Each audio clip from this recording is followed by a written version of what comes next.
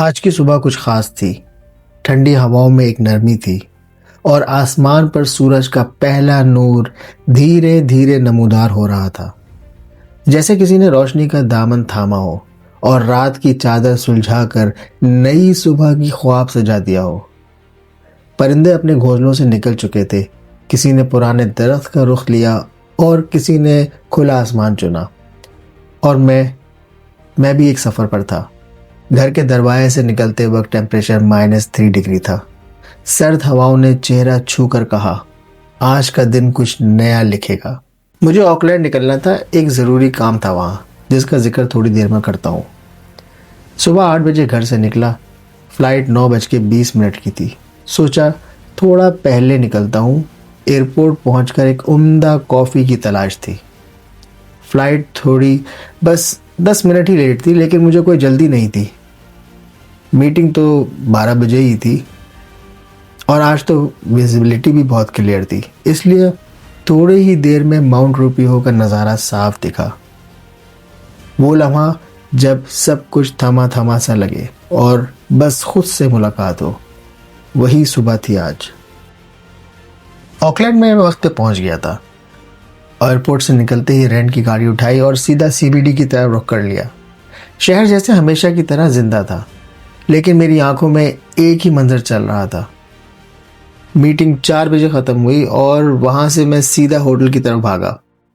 वक्त कम था और दिल में बस एक ही ख्वाहिश थी कि मगरिब की नमाज मस्जिद उमर में पढ़नी है। मस्जिद के उस पुरसुकून कॉर्नर में एक पुरानी पहचान से मुलाकात भी थी।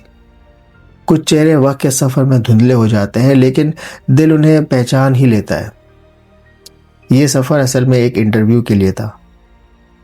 न्यूजीलैंड की ऑयल एंड गैस मार्केट आजकल मुश्किल दौर से गुजर रही है।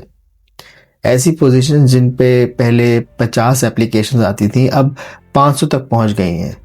मौके कम हैं और इंतज़ार लंबा। रात को एक अजीज़ दोस्त के साथ मुलाकात हुई। हम 6 से 7 साल बाद मिल रहे थे और आखिरी मुलाकात सऊदी अरेबिया के दिनों में हुई थी। अगली सुबह एक ख़ास सुबह थी। सोचा कुछ मुख्तलिफ नाश्ता किया जाए, तो निकल पड़ा माउंट रॉस्किल के एक छोटे से रेस्टोरेंट की तरफ। वहाँ अरबिक ब्रेकफास्ट किया। खाना असली था और रेट्स भी ठीक ठाक, जैसे जायका सिर्फ ज़बान को नहीं यादों को भी छू गया हो। उसके बाद कुछ लोगों से मुलाकात की और फिर लंच का वक्त हो गया। इस दफ़ा सीरियन खाने का इत्तेफाक हुआ और प्रेजेंटेशन भी वाकई बेहतरीन थी। ये शहर हर मोड़ पर नई कहानी देता है, बस सुनने का हुनर होना चाहिए। जल्दी जल्दी एयरपोर्ट निकला और वापसी की फ़्लाइट पकड़ ली। लेकिन बात सिर्फ सफ़र की नहीं है, ये बताना ज़रूरी है। आजकल न्यूजीलैंड में बिज़नेस का माहौल अच्छा नहीं है। लोगों को काफ़ी मुश्किलात का सामना करना पड़ रहा है। हर सेक्टर में अनसर्टेनिटी है। एक रीसेंट न्यूज़ के मुताबिक सिर्फ न्यू प्लमथ में अनएम्प्लॉयमेंट रेट 8% तक पहुंच चुकी है। कुछ लोग शहर छोड़कर दूसरी जगह मूव कर रहे हैं और कुछ ऑस्ट्रेलिया की तरफ रुख कर रहे हैं, बेहतर और स्टेबल नौकरी की तलाश में। ये सिर्फ नंबर ही नहीं है, हर नंबर के पीछे एक कहानी है। एक घर का चूल्हा, एक माँ की दुआ, एक नौजवान का सपना।